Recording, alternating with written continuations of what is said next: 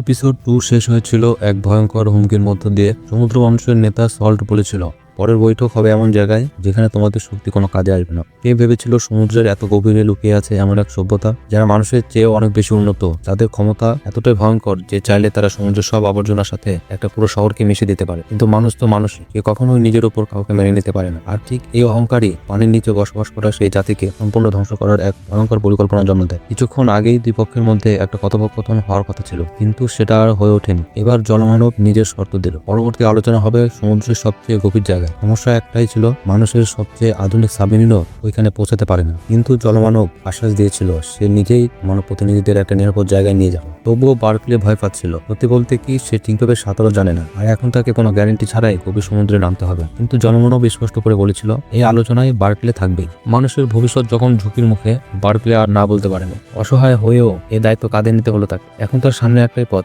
কঠোর প্রশিক্ষণ, দিনরাত ডাইভিং, শ্বাস নিয়ন্ত্রণ, গভীর পানির চাপ সহ্য করার প্রস্তুতি। যেন সে কোনো অভিযানে যাচ্ছে না, বরং নিজেই মৃত্যুর দিকে হাঁটছে। অবশেষে প্রস্থানের দিন চলে এলো। মানুষের ভাগ্য নির্ধারণ করবে এমন একদল মানুষ একটি বিশেষ সাবমেরিনে আগতিত হলো। বার্কলের পাশাপাশি বিশ্বের বড় বড় দেশের প্রতিনিধিরাও ছিলেন সেখানে। আর ছিলেন একজন অতিথি যার উপস্থিতি সবাইকে অবাক করে দিল। আশ্চর্যের বিষয় হলো, সে তার সাথে কাঠের তৈরি পৃথিবীর একটি মডেল নিয়ে এসেছিলেন। তার বিশ্বাস ছিল এটা থেকে জলমানব বুঝবে পৃথিবী সবার জন্য একটাই ঘর। সব প্রস্তুতি শেষ, এক এক করে সবাই সাবমেরিনে ঢুকলো। শেষ দরজাটা বন্ধ হতেই ভেতরে নেমে এলো গা ছমছমে নীরবতা। সাবমেরিন ধীরে ধীরে সমুদ্র গভীরে নামতে শুরু করলো। চারিদিকে ঘন অন্ধকার, লোহার গায়ে চাপ পড়ার ভয়ঙ্কর শব্দ ওখানে আসছিল। পরিবেশ হালকা করতে কেউ কেউ হাসি ঠাট্টা শুরু করলো, কিন্তু সত্যিটা ছিল ভয়ঙ্কর। পৃথিবীতে বসে থাকা শক্তিশালী মানুষগুলো নীরবে যুদ্ধের প্রস্তুতি নিচ্ছিল। গোপন বৈঠকে একটি নতুন অস্ত্র দেখানো হয়েছিল, যা জলের মধ্যেও ধ্বংসযজ্ঞ চালাতে পারে। অনেক দেশ বিশ্বাস করত যে জনমানবকে বন্ধু নয়, বরং শত্রু হিসেবে বিবেচনা করা উচিত। কমান্ডার কেট, যিনি শান্তির কথা বলছিলেন, সবকিছু ব্যাখ্যা করার চেষ্টা করছিলেন, কিন্তু বেশিরভাগ মানুষই বল প্রয়োগ করে সবকিছু শেষ করতে চেয়েছিল। কারণটি স্পষ্ট ছিল, সমুদ্র পথে তাদের ব্যবসা বন্ধ। তারা ভয় পেয়েছিল যে জলমানব যদি সমুদ্রপথ বন্ধ করে দেয় তাহলে সবকিছু ধ্বংস হয়ে যাবে। লোভ এবং ভয় মানবতাকে পিছনে ফেলে দিয়েছে। ঠিক তখনই সাবমেরিনটা হঠাৎ প্রচণ্ডভাবে কেঁপে উঠল। সংকেত স্পষ্ট, ওরা এমন জায়গায় পৌঁছেছে যেখানে মানুষ কখনো যায়নি। হঠাৎ একটি অদৃশ্য শক্তি সাবমেরিনটিকে নিচের দিকে টেনে নিয়ে গেল। সকলের শ্বাস বন্ধ হয়ে গেল। কিছুক্ষণ পর কম্পন থামলো। চোখ খুলে সবাই যা দেখলো তা বিশ্বাস করা কঠিন। সাবমেরিনের দরজা নিজে থেকে খুলে গেল, কিন্তু ভেতরে এক ফোঁটাও পানি ঢোকেনি। বাইরে একটা চকচকে শক্ত স্তর পুরো সমুদ্রটাকে আটকে রেখেছে। সামনে দেখা গেল বিশাল দেয়াল আর এক বিরাট গম্বুজ। তখনই সবাই বুঝে গেল ওরা পা রেখেছে অন্য এক জগতে। এখানে শ্বাস নিতে কোনো কষ্ট হচ্ছিল না। কেউ বুঝতেই পারেনি জলমানবের প্রযুক্তি এত উন্নত যে বাতাস আর পানি পার্থক্য মুছে গেছে। ঠিক তখনই একটা শান্ত গভীর কণ্ঠে ভেসে এলো, স্বাগত। জলমানবের প্রতিনিধি সল্ট সামনে এসে দাঁড়ালো। সে ইশারা করলো সবাইকে অক্সিজেন মাস্ক খুলতে। কেউ সাহস পেল না। তখন সল্ট সরাসরি বার্কলের কাছে এসে তার হেলমেট খুলে দিল। বার্কলে হতভম্ব। সেখানকার বাতাস ঠিক মাটির মতো ছিল, ঠান্ডা, পরিষ্কার এবং প্রশান্তিদায়ক। বাকি লোকেরাও ধীরে ধীরে তাদের মাস্ক খুলে ফেলতে শুরু করলো। আর তখনই তারা জলমানবের শক্তির আসল রূপ দেখলো। ভেতরে যাওয়ার পথে সল্ট বলল, তাদের সমাজ এক প্রাচীন সভ্যতা যেখানে প্রত্যেকের নির্দিষ্ট দায়িত্ব আছে। বার্কলে এতটাই মনোযোগ দিয়ে শুনছিল যে সে খেয়ালই করে নাই হঠাৎ সে একা, তার সঙ্গীরা উধাও। সামনে কেবল সল্ট। পরিবেশটা অদ্ভুত হয়ে উঠল। সল্ট আলতো করে বার্কলের মুখে হাত রেখে বলল, সে আগে কখনো এত উষ্ণতা অনুভব করেনি। বার্কলের হৃদস্পন্দন বেড়ে গেল। তার ভেতরের ভয় সবকিছু যেন সল্ট করে ফেলছিল। সে বুঝে গেল বার্কলে সত্যি শান্তি চায়। কিন্তু মুহূর্তটা বেশিক্ষণ থাকলো না, বাকিরা এসে পড়লো। সল্টের মুখ তৎক্ষণাৎ শক্ত হয়ে গেল, যারা কেউ তার ব্যক্তিগত জগতে হস্তক্ষেপ করেছে। কিছুক্ষণের মধ্যেই সবাই একটা বিশাল সমাবেশে পৌঁছে গেল। তার পাশে অসংখ্য জলযোদ্ধারা দাঁড়িয়ে আছে, একেবারে শান্ত, যেন কোনো আদেশের অপেক্ষায়। ঠিক তখনই একটি কল আসে কেটের ফোনে। কেট ফোনে কথা বলছিল। সেই মুহূর্তে তার মাথায় একটা লাল বিন্দু দেখা গেল। সৌভাগ্যবশত তার দেহরক্ষী তাকে সময় মতো নিচে ফেলে দেয় এবং গুলিটি তাকে আঘাত করে। অন্যদিকে সমুদ্রে সল্টের প্রতিনিধি দলের সামনে কাঠের তৈরি পৃথিবীর মডেল, যা শান্তির প্রতীক তুলছিল। হঠাৎ বার্কলের চোখ সে মডেলের উপর পড়ল। তার ভেতর থেকে একটা লাল আলো জ্বলছিল। সে তৎক্ষণাৎ বিপদ বুঝতে পেরেছিল। সে চিৎকার করে সবাইকে সতর্ক করে দিল এবং তার সমস্ত শক্তি দিয়ে তাকে দূরে ঠেলে দিল। পরের মুহূর্তে শক্তির এক ভয়াবহ বিস্ফোরণ পুরো জায়গাটি ভেঙে ফেলল। শেষ সেকেন্ডে সল্ট বার্কলেকে শক্ত করে ধরে নিয়ে সমুদ্রের দিকে ছুটে গেল। একই সময় মাটিতে আরেকটি ষড়যন্ত্র সম্পন্ন হচ্ছিল। মিডিয়া চ্যানেলে একটি রেকর্ড করা বিবৃতি প্রচার হচ্ছিল, যেখানে সল্টকে মানবত শত্রু বলা হচ্ছিল। দাবি করা হচ্ছে যে জলের মানুষ যুদ্ধ ঘোষণা করেছে এবং এখন কোনো মানুষ সমুদ্রের কাছে যেতে পারবে না। কিন্তু সত্যটা ছিল অন্য কিছু।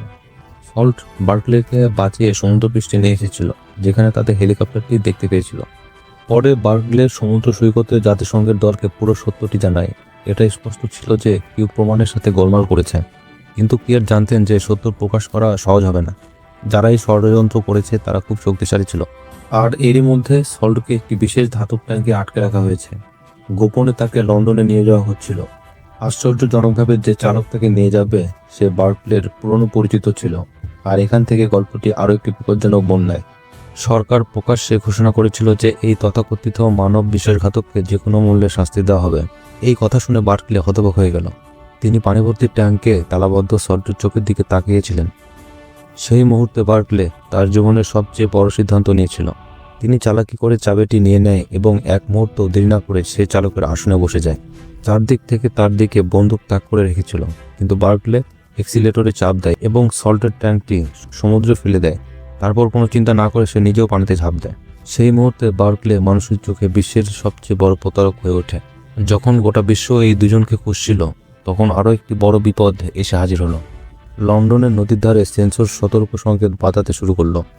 অনেক শক্তিশালী জলজ প্রাণীর চিহ্ন সংসদ ভবনের দিকে এগিয়ে যাচ্ছিল। কিয়েট তাৎক্ষণিকভাবে সমস্ত দেশের প্রতিনিধিদের একত্রিত করলেন। সেই মুহূর্তে আর একটি রহস্যময় জলনেতার নাম টাইড চোখের পলকে সমাবেশের মাঝখানে উপস্থিত হলেন। কোনো সৌজন্য ছাড়াই তিনি একটি প্রশ্ন জিজ্ঞাসা করল, মানুষ কেন চুক্তিভঙ্গ করে আক্রমণ করল? কিয়েটের কাছে কোনো জোরালো উত্তর ছিল না।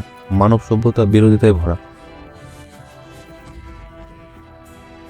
এটা কিছু মানুষ করেছে, সমগ্র বিশ্বের মানুষ এমন নয়। তিনি সেই ঘটনার জন্য অনুশোচনা করা ছাড়া আর কিছুই করতে পারেননি। কিন্তু টাইড বিতর্কে এগিয়ে যাননি। টাইড স্পষ্টভাবে বলল যে তিনি সল্টকে নিতে এসেছে, কারণ বিস্ফোরণের সময় সল্ট তার জাতিকে ত্যাগ করে মানুষ অর্থাৎ বার্কলের জীবন বাঁচিয়েছে, যা জল আইনের বিরুদ্ধে ছিল। এর জন্য তার শাস্তি হবে। কিন্তু কিয়েটও কঠোর স্বরে উত্তর দিল, সল্ট পাওয়া গেলেও মানুষ তাকে সহজে তাদের হাতে তুলে দেবে না। এটা তাদের অভ্যন্তরীণ বিষয়। টাইড হেসে তার ধাতব দণ্ডটি মাটিতে ছুঁড়ে মারলেন, আর ওইটা জং ধরে গুঁড়া হয়ে মাটিতে পড়ে গেল। সেই মুহূর্তে তিনি তার শক্তি প্রদর্শন করলেন। যদি যুদ্ধ শুরু হয় তাহলে ভবন, যানবাহন, অস্ত্র সবকিছু ধীরে ধীরে মাটির সাথে মিলে যাবে। যাওয়ার আগে তিনি স্পষ্ট ইঙ্গিত দিলেন যে যুদ্ধ এখন থামবে না। অন্যদিকে বার্কলে এবং সল্ট একটি নির্জন ভবনে লুকিয়ে আছে। বার্কলে খুবই চিন্তিত, কিন্তু সল্টের চোখে এক অদ্ভুত আনন্দ ছিল। প্রথমবারের মতো সে পৃথিবীর উষ্ণতা, আগুনের আলো এবং মানব বিশ্বের গতিবিধি অনুভব করছিল। সে বার্কলেকে বলল, সমুদ্রে কোনো পরিবার বা সম্পর্ক নেই, সেখানে আবেগের কোনো স্থান নেই। মানুষের আবেগ তাকে অবাক করে দিয়েছে। আগুনের সামনে বসে তারা দুজনেই একে অপরের কাছাকাছি চলে এলো। সল্ট স্পষ্টভাবে অনুভব করতে পারল যে বার্কলের হৃদয়ে দ্রুত স্পন্দিত হচ্ছে, ঠিক যেমনটা সমুদ্র অনুভব করেছিল। বাইরে সার্চলাইট জ্বলছিল, বিপদ মাথার উপরে। কিন্তু সেই ভাঙা ঘরে এমন একটি সম্পর্ক জন্ম নিচ্ছিল যা উভয় পৃথিবী মেনে নেবে না। ভবিষ্যতের কথা ভেবে বার্কলে পাহাড়ি এলাকার দিকে ছুটে যাওয়ার পরিকল্পনা করে। সেখানে সল্ট নিরাপদে থাকবে, কাছাকাছি মানুষ এবং হ্রদ কম থাকবে। কিন্তু একজন ঘোষিত পলাতক ব্যক্তি একা এসব করতে পারত না। অসহায় অবস্থায় বার্কলে একজন ভ্রমণকারীর ফোন নিয়ে গভীর রাতে তার মেয়েকে ফোন করে। সে চেয়েছিল তার স্ত্রীর গাড়িটি ব্যবহার করবে। সে ভেবেছিল সবকিছু গোপনে করা হবে, কিন্তু সে জানত না তার স্ত্রী এবং মেয়ে ইতিমধ্যে 24 ঘন্টা পাহাড়ে রয়েছে। বার্কলে তার গাড়ি নিয়ে নির্ধারিত স্থানে পৌঁছে যাচ্ছিল। হঠাৎ তার স্ত্রী ভীত কণ্ঠস্বরে তার ফোনে প্রতিধ্বনিত হলো, বার্কলে পালাও, এটা একটা ফাঁদ। এই কথা শোনার সাথে সাথে চারদিক থেকে সাইরেন বাজতে শুরু করলো। ইতিমধ্যে লুকিয়ে থাকা সৈন্যরা একত্রে অ্যাকশনে নেমে আসে এবং কিছুক্ষণের মধ্যে তাদের দুজনকেই চারিদিক থেকে ঘিরে ফেলে। এই সৈন্যরা এক ছিল না, বরং বিভিন্ন শক্তির সাথে যুক্ত ছিল। একদিকে কিয়েটের নেতৃত্বে জাতিসংঘের একটি অংশ ছিল। তিনি সল্টকে জীবিত ধরতে চেয়েছিলেন, যাতে মানুষ এবং জলসভ্যতার মধ্য পরিস্থিতি সামিল দেওয়া যায়। অন্যদিকে এমন সৈন্য ছিল যারা সরাসরি যুদ্ধ চেয়েছিল। তারা স্পষ্টভাবে বলছিল যে জীবিত না হলে মৃত। তাদের কেবল গবেষণার জন্য একটি দেহের প্রয়োজন। উভয় পক্ষই সল্টের মুখোমুখি ছিল। কেউ পিছু হটতে প্রস্তুত ছিল না। পরিবেশ এতটাই উত্তেজনাপূর্ণ ছিল যে সামান্য আওয়াজ যুদ্ধ শুরু করতে পারে। হঠাৎ সল্ট আকাশের দিকে মাথা তুলে চিৎকার করে উঠল। কণ্ঠস্বর কান থেকে নয়, সরাসরি আত্মার দিক থেকে আসছিল।